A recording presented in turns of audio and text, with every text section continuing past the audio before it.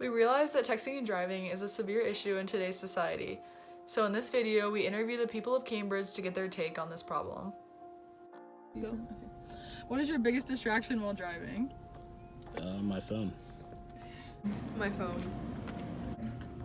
My phone, probably. Yeah, my phone. Phone. I would probably say my phone. Okay. It's probably my phone. Okay. Probably my phone. Probably my phone. My phone. Okay, how often would you say you text and drive? Not that often. Every time I drive. Probably maybe once a day. All right. I don't, because I don't want to die. And I'm not going to kill somebody else because somebody texted me. Perfect. Every time I drive. Probably not every time I drive, but definitely most times. When I have my notification sounds on, Yeah, I'll just want to check it. occasionally. Yeah. I don't do it anymore. I would say most every time I drive. Have you or anyone you know been involved in an accident due to phone usage while driving? Yes. Yeah. There was this one time where I almost smashed into someone at 60 miles per hour and had to drive into someone's yard because I had to. But Okay. besides that, I don't think so. All right. Oh, my dad. Oh. My dad's always on his phone, and he's gotten about 3 accidents because he was staring at his phone while driving. Oh. Yeah. The girl that I know, her car was totaled. Yep. No, but I know it happens a lot. All right. Yes.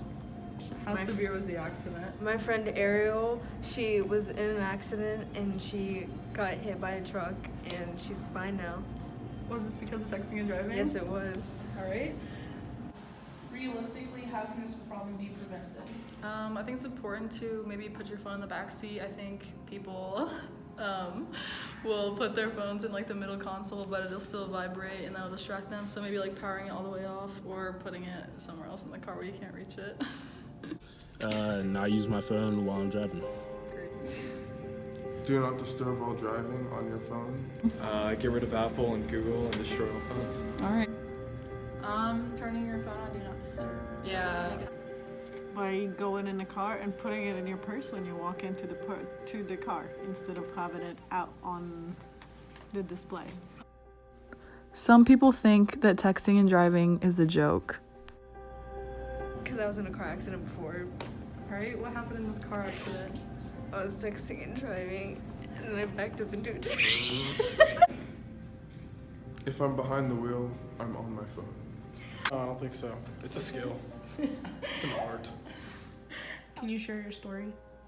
Sure. My aunt was actually driving my cousin, and they were hit by a driver who was texting and driving. And she has had to undergo multiple surgeries. She had to wear a brace on her legs for over 6 months.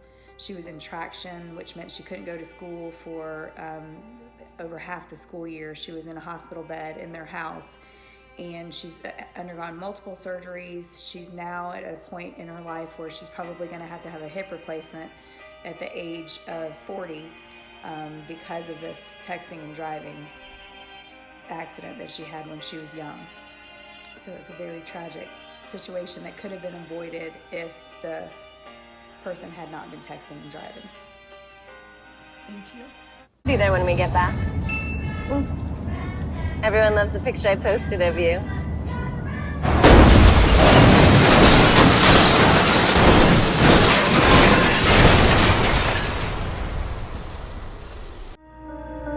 Phone usage while driving is a severe issue with serious and sometimes deadly consequences. Of the 46 states where texting and driving is illegal, all but 5 have primary enforcement laws for texting and driving. This means that police officers can legally pull drivers over and issue a citation for texting, even if the driver is committing no other traffic infractions. Using your cell phone while driving makes you 23% more likely to get in an automobile accident, according to the data from the National Highway Traffic Safety Administration. More than a quarter of all car accidents in the U.S. involve use of cell phones. Any auto accident lawyer will tell you that cell phone use, including texting and driving, has a large effect on crash statistics. Texting while driving takes your eyes off the road for an average of 5 seconds at a time, which is plenty of time to get into an accident. Those who survive a traumatic event are prone to experience survivor's guilt. This is the feeling that they have done wrong by surviving when others did not. These feelings of guilt are especially heightened when the individual is responsible for creating the situation. Chances are, if you've been in a vehicle on the road in the last week, you've probably seen someone distracted while driving. There are many distractions a driver can encounter while driving, more specifically sending a text message. In Georgia, 93% of crashes are caused by human behavior and error. As mobile devices become more popular, so does the temptation to check messages, even while driving. So why put yourself at risk for something so avoidable? So how can we prevent texting and driving? Turn the phone's volume to silent and keep vibrate off. If you are tempted to grab your phone when it's ringing or you hear it vibrating, repress this urge by turning the volume and vibration off completely while driving. You can't be tempted by what you don't hear. Keep the phone out of sight and reach. They may still be tempted to grab the phone just in case someone has texted them. Keeping the phone out of reach and out of sight can fix this problem. Pull over and stop if it is important. If it is that urgent to send a message or answer the phone, take a few extra minutes to pull over safely on the road and then text or answer the phone. It doesn't take long to find a safe place to pull over. Parents lead by example. You can't expect your teen to listen if you ignore the rules while driving. Let them see you turning your phone off and putting it away before you start the car. It will emphasize the point you are making when you require that they do the same. Use apps that can help monitor your teen while they are driving. There are apps that lock the phone while the car is being driven, as well as text and behavior apps that can let a parent know exactly what is going on while the teen is behind the wheel. There must be consequences. You have to be tough when it comes to enforcing this life-saving and important driving rule. If you find that your teen is texting and driving, the consequences have to be strict and swift.